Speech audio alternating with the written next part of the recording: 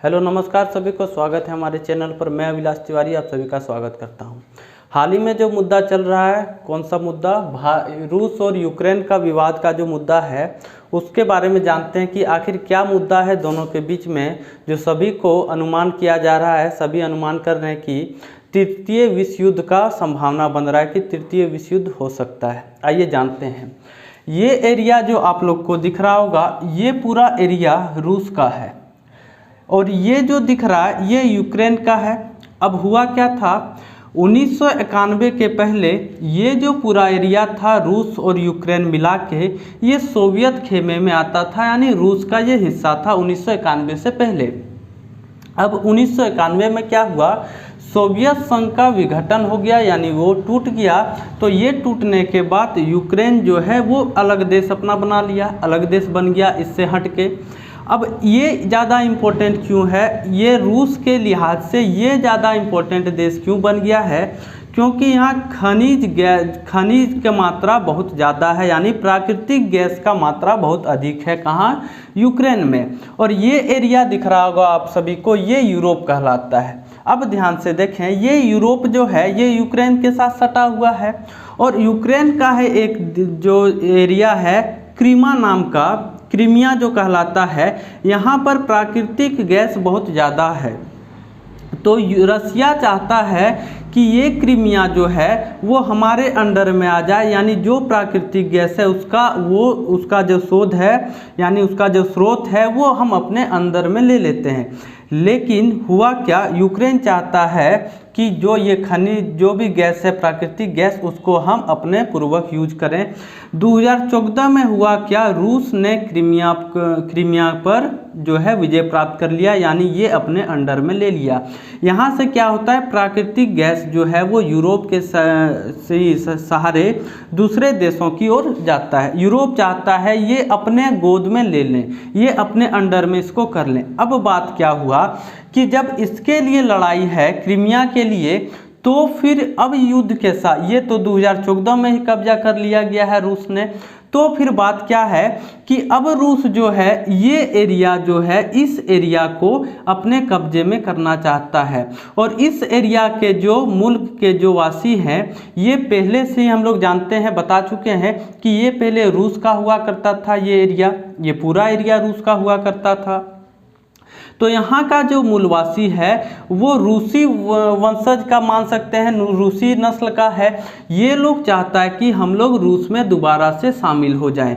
लेकिन जो यूक्रेन का सैनिक है उसके बीच और यहाँ के बीच जो है वो संघर्ष जारी हो गया, लड़ाई होना स्टार्ट हो गया। अब हुआ क्या कि अमेरिका बीच में आके बोलता है कि यहाँ का जो वासी है, यहाँ का जो जनता है उसको भड़काने का काम रूस ने किया है। तो इसके बीच में लड़ाई जो है वो स्टार्ट हो गया। अब जो यूक्रेन है, ध्यान से समझें, जो यूक्रेन है ये चाहता है कि अब हम नाटो का सदस्य बन जाएं। ये नाटो है क्या?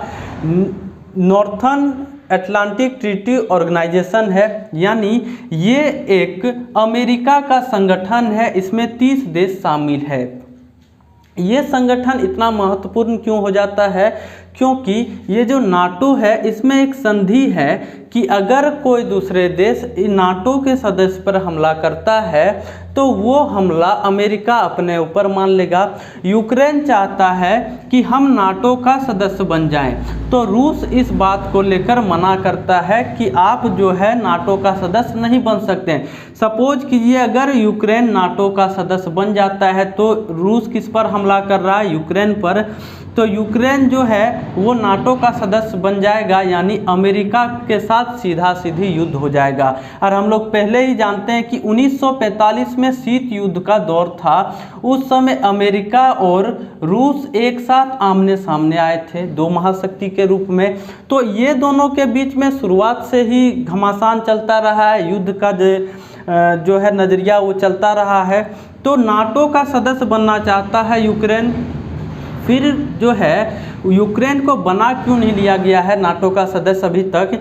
इसलिए नहीं बनाया गया है क्योंकि सोच रहा है कि अगर यूक्रेन को बना लिया जाए सदस्य तो फिर बेफिजूल का जो है लड़ाई कौन बोलता है रसिया के साथ। लेकिन अमेरिका जो है वो अब धीरे धीरे समर्थन में आ रहा है कि यूक्रेन को नाटो के सदस्य में शामिल कर लिया जाए। अगर इसको सदस्य में शामिल कर लिया जाएगा तो रसिया और अमेरिका के साथ युद्ध होना तय है। और अगर अमेरिका के साथ युद्ध होगा तो नाटो में 30 देश है, यानी 30 देश, और रसिया के बाकी जो देश है, जो समर्थन देश है, वो आमने सामने आएंगे। और जब 2-4 देश आमने सामने आएंगे तो तृतीय विश्व युद्ध का खतरा बन सकता है। तो अनुमान लगाया जा रहा है कि तृतीय विश्व युद्ध का खतरा जो है वो एकदम चरम सीमा पर है अपने। अब ध्यान से समझें, यूक्रेन ये हो गया। अब यूक्रेन के साथ जैसे ही नाटो का सदस्य बनेगा, ये पूरा रसिया जो है वो नाटो के द्वारा घिर जाएगा, जिस कारण रसिया को बहुत ज़्यादा खतरा है। तो रसिया चाहता है कि ये नाटो का सदस्य नहीं बने और ये एरिया को ये अपने कब्जा में लेना चाहता है। यही पूरा मामला जो है वो बहुत ज़्यादा बड़ा हो चुका है, जो युद्ध है रसिया और यूक्रेन के बीच में। रसिया ने किया है, देखिए यूक्रेन के बगल में ये जो सी है, यानी ब्लैक सी के नाम से जानते हैं इसको, ये ब्लैक सी पर अपना जहाज तैनात कर दिया है और कभी भी ये हमला कर सकता है यूक्रेन के चारों तरफ से, मतलब घेर सकता है इसको। तो ये पूरा मामला है रसिया और यूक्रेन के बीच में। आई होप आप सभी को समझ में आया होगा। Thank you.